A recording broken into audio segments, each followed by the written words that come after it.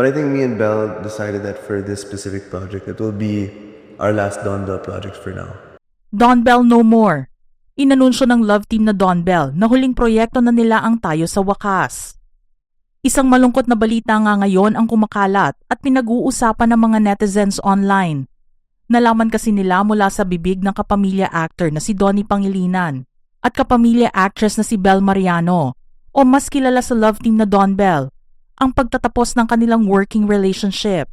Inanunsyo nilang dalawa sa isang podcast interview ni Bianca Gonzalez noong April 27, 2026 na huling proyekto na nila ang pagsasamahan nilang reunion movie na Tayo sa Wakas.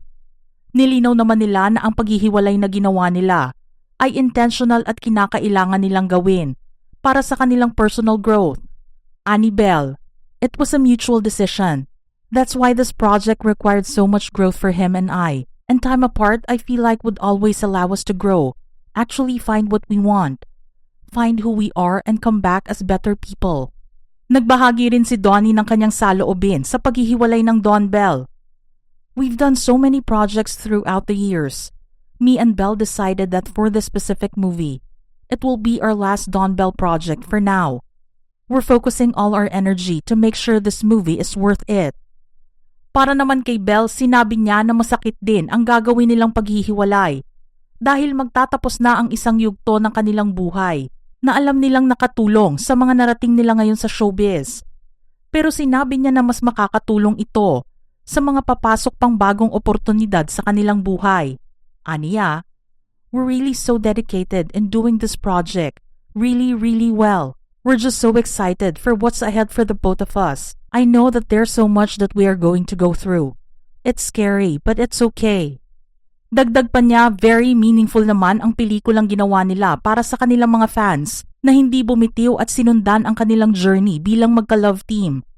Now that we said that this is our last for now, we really want to make it worth it for everyone. Right now, we are just giving our best, everything. Ibang Donnie at Belle naman ang mapapanood ng mga fans at moviegoers sa last movie project nila. Mas magpapakita ito ng kanilang mature side, hindi lamang bilang isang love team, kundi bilang mga individual na handang tuklasin ang mga bagong landas para sa kanilang sarili. Pero isang paglilinaw naman ang ginawa nila dahil sinabi nila na hindi permanente ang paghihiwalay nilang dalawa. Isa lamang itong pause na gagawin nila para mapagtuunan ng pansin ang solo careers nila. Mapapanood naman ang Tayo sa Wakas sa May 27, 2026 sa direksyon ni Cathy Garcia Sampana. Mga ka-showbiz peeps, anong masasabi nyo rito? Type your comments below.